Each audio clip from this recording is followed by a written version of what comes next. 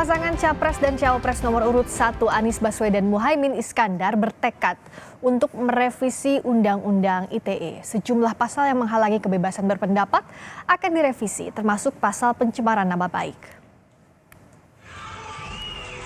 Calon Presiden nomor urut 1 Anies Baswedan kembali menjanjikan revisi Undang-Undang Informasi dan Transaksi Elektronik atau Undang-Undang ITE.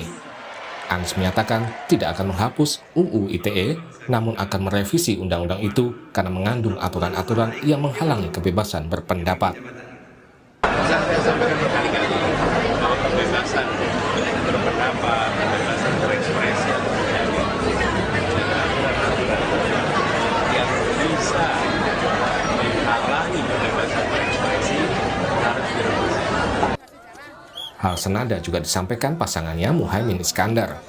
Caimin menyatakan UU ITE akan dievaluasi karena menyulitkan rakyat berekspresi secara bebas. Pikir undang-undang ITE kita evaluasi karena itu hanya akan menyulitkan rakyat dan masyarakat berekspresi dengan bebas. Partai Nasdem menilai UU ITE telah banyak memakan korban. Nasdem bersama Capres Anies Baswedan bertekad untuk merevisi sejumlah pasal UU ITE termasuk pasal-pasal pencemaran nama baik. Salah satu tekad kita bersama Pak Anies itu untuk merevisi Undang-Undang ITE yang telah banyak memakan korban, khususnya pasal-pasal karet, pasal 27 ayat 3 tentang transmisi data elektronik dan pasal 28 tentang pencemaran nama baik. Pasal itu betul-betul multi tafsir, bisa dikatakan hampir sesuai dengan keinginan orang-orang tertentu. Oleh karenanya ada bagian lain, tapi yang utamanya itu kita akan revisi supaya cukuplah sudah korban-korban Undang-Undang ITE. Bukan kali ini saja pasangan Anies dan Muhaimin menyoroti soal UU ITE dan kebebasan berpendapat di Indonesia. Sebelumnya, Anies Baswedan sempat mengangkat isu ini dengan istilah negara Wakanda dan Konoha. Tim Liputan, Kompas TV. Beberapa kali Anies Baswedan menyoroti soal Undang-Undang ITE. Apa sebenarnya target dari revisi Undang-Undang ITE? Bagian mana yang perlu direvisi? Kita bahas bersama juru bicara Anies Baswedan Angga Wira, Wakil Ketua Umum Partai Gerindra Habibur Rahman, dan pengamat politik UGM Nyarwi Ahmad. Selamat malam Mas Angga, Mas Habib, dan juga Mas Nyarwi. Selamat malam, Assalamualaikum. Waalaikumsalam warahmatullahi wabarakatuh. Saya ke Mas Angga dulu. Kenapa Pak Anies melihat Undang-Undang ITE ini perlu direvisi? Kalau detail itu konsep revisi Undang-Undang ITE-nya seperti apa, Mas Angga? Ya, jadi sebenarnya intinya yang akan direvisi adalah Undang-Undang ITE yang kaitan pencemaran nama baik dan lain-lainnya gitu ya. Karena berdasarkan catatan kami dari survei yang dilakukan oleh penelusuran dilakukan oleh SafeNet, itu dari sampai 2019 ada 381 kasus UU ITE yang 149 diantaranya itu kaitannya sama pencemaran nama baik. Lalu sampai 2021 itu sudah ada 400 korban dari Undang-Undang UU ITE. Tentunya ketika bicara tentang pencemaran nama baik ini kan sangat multitafsir gitu ya. Kita ingat di mana di awal itu ada seorang ibu yang mengkritik pelayanan rumah sakit itu harus diancam pidana gitu. Dan itu berlaku sampai hari ini gitu ya. Bahwa ketika orang merasa bahwa pelayanannya kurang baik gitu, lalu yang dikritik tidak terima dengan resource-nya, dengan sumber dayanya bisa menuntut seorang dengan pasal pencemaran nama baik ketika misalnya dia menyampaikan itu di media sosial. Oke, Mas Angga. Gitu ya. Tapi muncul ditegaskan kembali ke publik, apakah ini terkait dengan pertanyaan saat di Universitas Muhammadiyah bahwa ada Rocky Gerung yang tersandung kasus, karena ini atau tidak triggernya di Makassar? Enggak.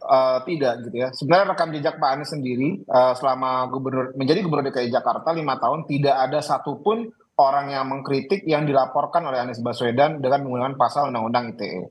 Ada beberapa relawan yang berusaha untuk melaporkan seseorang, tapi Pak Anies langsung menghubungi orang tersebut untuk segera tidak melanjutkan laporan ke kepolisian gitu. Karena menurut Anies Baswedan sendiri pejabat publik yang memang harus dikritisi gitu ya.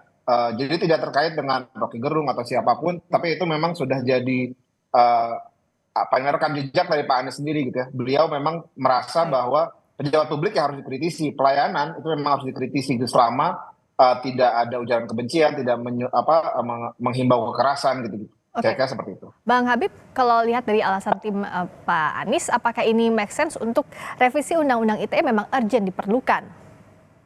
Ya, jadi perlu kami sampaikan ya bahwa persoalan apa namanya pengaturan agar hukum tidak dijadikan alat bagi penguasa itu sudah dimulai sejak DPR periode ini ya dengan terbitnya KUHP baru dan dengan masuknya RUU ITE Undang-Undang ITE ini dalam prolegnas. Sekarang sudah ada di prolegnas sebetulnya ya.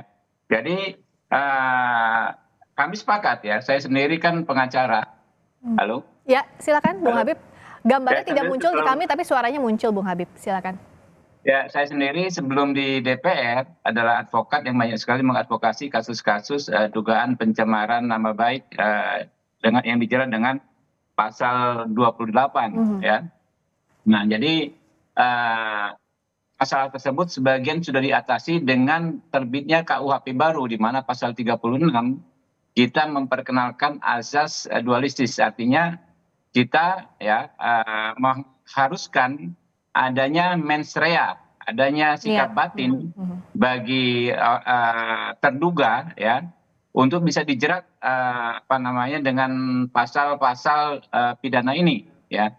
Nah itu ada. Lalu terkait dengan undang-undang ITE-nya ya pasal 28 itu kan mengatur barang siapa menyebarkan kebencian berdasarkan SARA, suku, agama, ras, dan antar golongan, itu juga sedang dalam proses di prolegnas. Jadi tinggal menunggu pembahasannya nanti, tapi memang tidak di Komisi 2 kemungkinan, ada di Balik atau di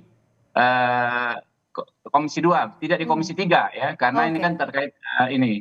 Jadi dua sisi yang kami lakukan justru sudah lengkap ya. Yang DPR tadi dilakukan sudah sangat lengkap, yaitu memperbaiki politik hukumnya. Kalau dulu kan hukum hanya mengacu pada redaksi pasal. Kalau sekarang ya hukum harus melihat mens reanya. Saya banyak melakukan penelitian, bahkan disertasi saya kan soal ini ya, soal ujaran kebencian dengan apa namanya yang dijerat dengan undang-undang ITE ini ya, banyak sekali karena ujaran itu kan spontan dan lisan ya, belum tentu yang disampaikan itu senada dengan suasana hati orang yang berbicara gitu kan. Sehingga penting sekali pengaturan pasal 36 yang sudah kita selesaikan di KUHP baru bahwa seseorang ya bisa dipidana kalau nyata-nyata terbukti adanya niatan, adanya suasana hati, adanya mens rea untuk melakukan pidana pencemaran nama baik tersebut. Oke.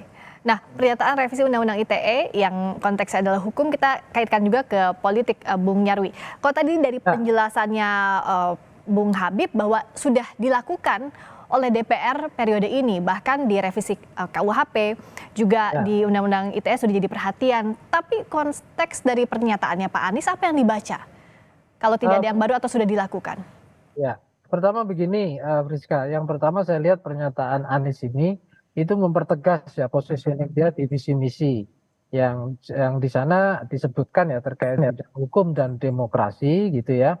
Itu kan mengembalikan bahasanya mengembalikan kualitas demokrasi gitu. Itu di situ ada pandangan subjektif ya dari Pak Anies gitu bahwa demokrasi di Indonesia itu kan belum sepenuhnya bahkan dianggap mengalami regresi demokrasi gitu karena kasus-kasus yang muncul tadi disampaikan Bung Angga tadi ya. Soal munculnya tuntutan atau kasus pasal karet ya dari Undang-Undang ITE ini. Tapi sebenarnya kalau kita lihat menyambung tadi pernyataan Bung Habib ya, Undang-Undang ITE itu metamorfosisnya panjang sebenarnya. 2008 itu ketika Undang-Undang ini muncul itu kan fokusnya di konten pasal di mengingat itu belum ada penjelasan atau belum ada cantuman misalnya pasal 28. Nah, kalau di revisinya Undang-Undang nomor 19/2016 itu sudah ada pasal 28D, pasal 28E, 28E ayat 2, 3 dan seterusnya gitu ya. F juga artinya itu mulai diperluas soal bicara kebebasan berpendapat dan lain-lain. Karena dari kurun waktu 2008 sampai 16 itu memang muncul banyak pengguna Undang-Undang ITE untuk menjerat kasus-kasus. Tapi perlu dilihat gini ya, sebenarnya yang paling substansial ya Friska itu ada dua. Pasal 27 dan pasal 28 itu ayat 3 ya.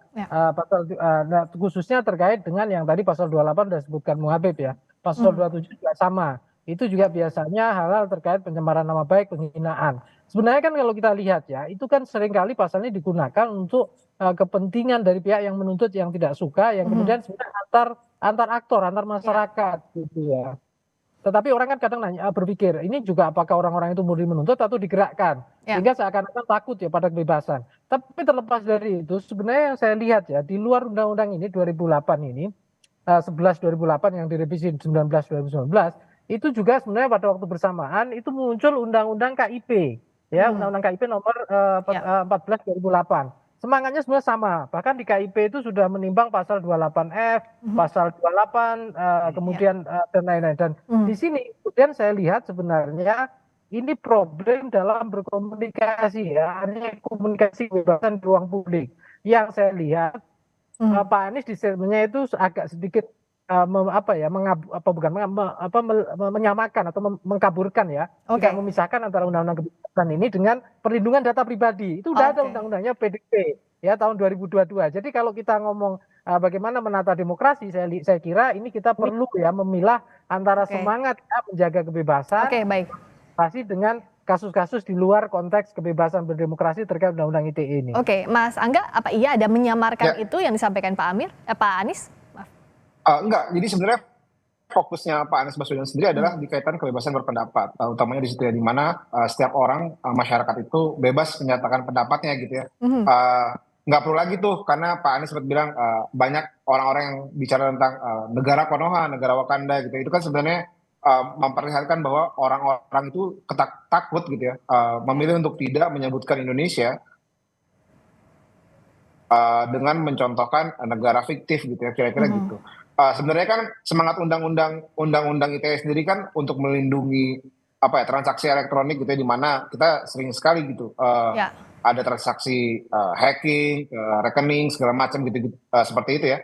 Itu yang sebenarnya yang jadi semangat awal gitu. Nah, tapi instead melakukan itu malah lebih banyak kaitannya dengan pencemaran nama baik gitu kan. Pencemaran nama baik sendiri kan sebenarnya itu persepsi gitu ya. Tadi Bung Habibur Rahman juga sempat bilang bahwa yang dinilai nanti di RUU KUHP adalah niat gitu. Niat itu kan sangat sulit untuk dinilai gitu ya. Sekarang bilangnya dia tidak punya niat jelek, nanti bilangnya dia punya gitu. Jadi lebih baik ketika ada ruang-ruang interpretasi atas kebebasan berpendapat itu baiknya segera ditutup gitu. Nah, itu yang jadi semangat dari Pak Anies Baswedan sendiri bahwa harusnya rakyat Indonesia itu bebas ngomong apa saja selama bukan ujaran kekerasan dan lain-lain gitu kira-kira. Oke, Bung Habib, kalau tadi kata Mas Angga celah-celah inilah yang harus ditutup. Nah, sekarang sudah terakomodasi belum dengan revisi yang tadi Bung Habib sampaikan sebelumnya?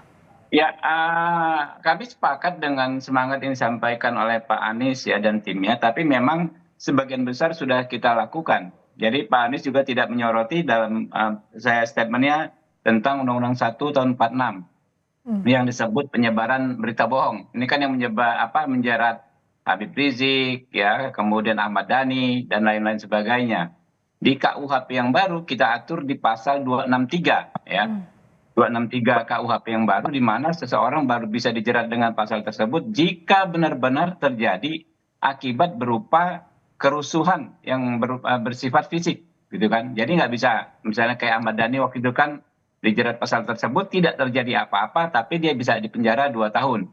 Begitu juga Habib Rizik, ya. Dengan pengaturan di KUHP yang baru pasal 263, maka tidak bisa diberlakukan lagi karena tidak terjadi kerusuhan apapun akibat pernyataan yang disampaikan. Kalau kita ingat Habib Rizik itu kan terkait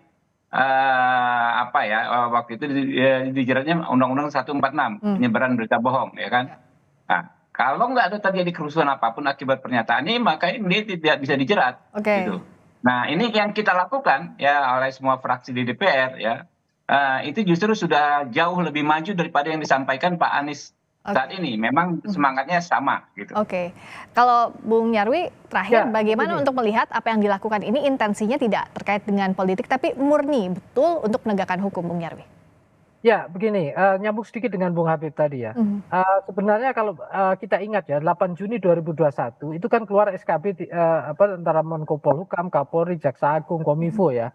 Itu diperjelas juga ya mana yang bisa dituntut ya terkait SARA itu misalnya, mana yang enggak gitu ya. Sebenarnya juga kalau kita lihat transformasi ini ya, Friska, itu udah lama ya, dari sejak undang-undang ini muncul sampai kemudian tahun 2021 SKB dari Menko Polhukam dengan 3 lembaga itu. Ya, tetapi begini, kaitannya dengan tadi Bung Anies ya, Pak Anies ya. Sebenarnya semangatnya juga saya kira lebih kepada konteks demokrasi dan dipertegas cantolannya itu pada visi dia di Capres ya, yaitu mengembalikan kualitas demokrasi, bahasanya begitu. Nah, ini yang saya kira ini kan bagian dari materi kampanye ya, yang mengatakan bahwa kira-kira ada semacam janji lah yang mau dipertegas. Salah satu bentuk konkretnya adalah revisi Undang-Undang ITE atau bahkan apapun namanya. Tapi juga itu proses itu kan berlangsung di DPR ya. Tadi Habib cerita soal itu. Nah, soal ini tentu saja saya kira nanti pertanyaannya bagaimana kalau seandainya kan gitu. Itu langkahnya kayak apa? Apakah melalui misalnya penuntasan di KUHP itu atau mungkin ada undang-undang baru bentuknya misalnya semangat dari pasal-pasal diamanahkan pasal 28 ya. Terkait kebebasan dan lain-lain, apakah itu diintegrasikan ya, perlindungan data pribadi ya, kebebasan informasi publik diintegrasikan juga misalnya dengan transaksi elektronik, formatnya adalah perlindungan pada kebebasan berpendapat yang kemudian tidak melanggar ya, kemudian asasi orang lain juga, yang itu ada di pasal 28 juga kalau kita telusuri ya di sana gitu. Semangatnya kita lihat sama, tapi nanti bagaimana praktiknya ke depan kita sama-sama awasi, publik mengawasi. Apa intensi dari wacana ini dan apa yang sudah dilakukan itu? Ini sudah sangat konkret, Mbak. Oke, baik. Dan tadi disebutkan Bung Habib, kita pantau bagaimana kelanjutan dari revisi Undang-Undang ITE, terutama pasal-pasal karet di dalamnya. Terima kasih Bung Angga Putra Fidrian, juru bicara Anies Baswedan. Terima kasih Bung Habibur Rahman, Wakil Ketua Umum Partai Gerindra dan pengamat politik UGM Nyarwi Ahmad. Terima kasih, selamat malam.